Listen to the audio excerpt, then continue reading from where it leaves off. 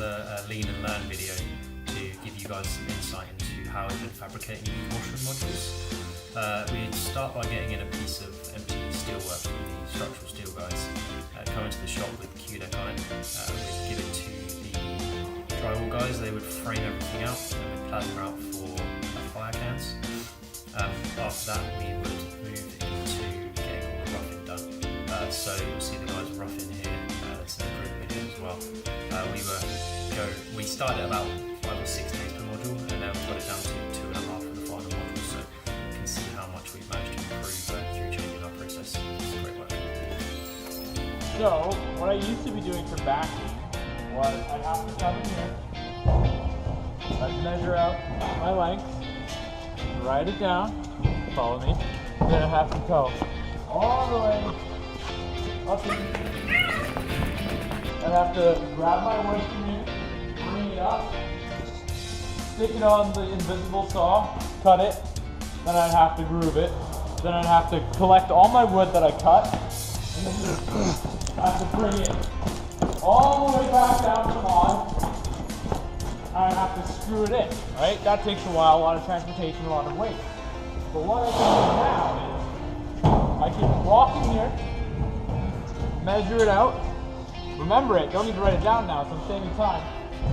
Walk in my magical cutting booth, grab my wood, which will be right here, put it on, cut it, walk right back, put it in, and I save about 5 minutes per piece of wood. It's great, it's really good.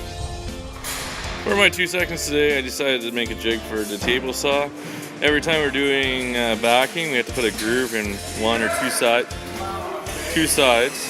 And what happens is, people use the table saw and they readjust it. And every time you gotta sit there and you have to measure it out and you have to crank it to the right height. It gets really annoying. So what I did is I made a jig, which I attached. And you just put it here, you shift this to the right point, and you raise the crank, and every time you know you'll be in the exact same right proper spot. So hey guys, you've just seen them finish all the backing. It's interesting, if you watch here, Ian finishes the backing and straight away he moves the table and Carl comes into work. It's great to see that there's no wasted time there. So this is the next section of the modules. So we put all down the toilet shapes, which you'll see. We start all with the plumbing roughing, we install the shower drain, we rough in the PVC and all of the carriers for the sinks. And you'll see lots more improvements that we've done on our process. It's mostly tables, tools, materials, keeping everything organised. It's good.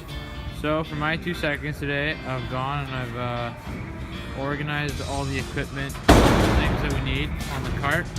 We got our miscellaneous little thing over here. We got our all our fittings. Everything is kind of too close. We got everything to go. Everything we need is on this table. All clearly labeled, so you can tell exactly what it is and exactly what you need. So earlier we were having trouble with organizing our Worsbo underneath, so this is my finished product of the organization rack. It's a lot better. We got labels on it too, so you can see exactly which one you need to grab.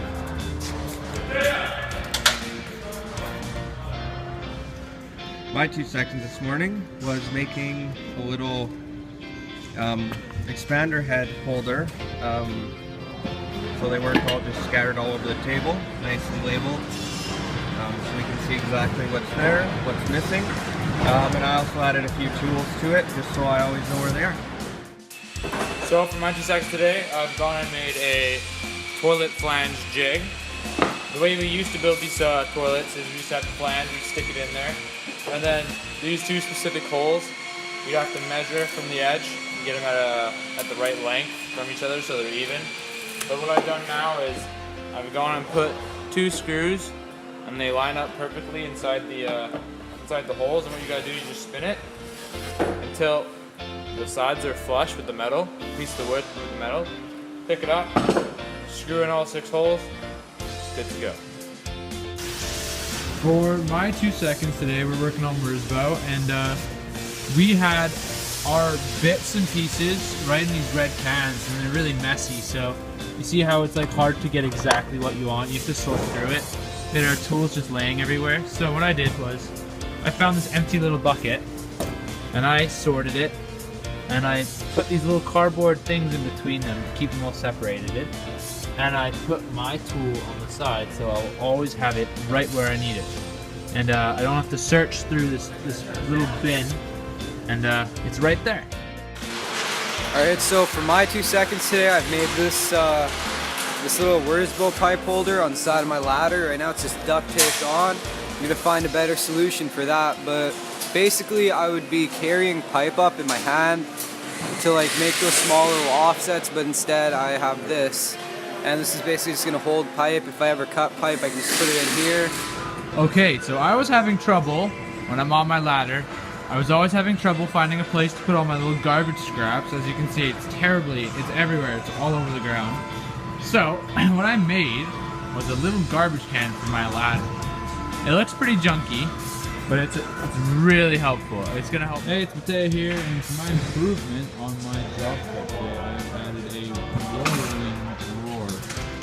As you can see, all my foam is it's a work in progress right there, but I can pull that out, and I can access the back tools. You can also push it back in. It's got a little handle right there, so it can go all the way in, and you can still get it. It's not like fumbling with the wood. And hopefully that'll help me grab my tools from the back easier. This is Peter Freebaron from Copper Mountain Electric, just showing you my new and improved shock cart for P&P's Shock 2. Just put this plywood shelf here. It's a nice lean and mean outfit now, so I don't have to have everything so cluttered, and I don't have to bend over on the ground, so it's nice. So everything's gonna be a lot more organized. So I can just reach in, grab all my bits, my couplings, connectors, and everything. So perfect. It's going to save space and time and money. So once we've finished in the washrooms, we move into the vestibule, which is the entrance to the residence. You'll see the sheet metal guys here putting up the ducts with the reheat coils in. We fabricate the reheat coils away from where they're installed, so you'll see some improvements for that here as well. Nearly there. I wanted to explain my process I go through on making these heat exchangers. I first start with the amounts that I need to create, and I get all the fittings prepared, all the threaded connections on the valves, get all my Wurzbo cut all at once. It's done right over here, I don't have to move much. And once that's all done, I take the heat exchanger out of the box and I throw everything on it. It's done very quickly because all the threaded connections are already complete. The only threaded connection that really needs to be done are these two here. And I have them not prefabricated, but I have them right there. So I can just throw them in. Thanks. So once we've finished all of the reheat coil and the supply ductwork, the inside of the washrooms are drywalled, and the unit is completely shrink wrapped, and then the shrink wrap is heated to shrink it back around.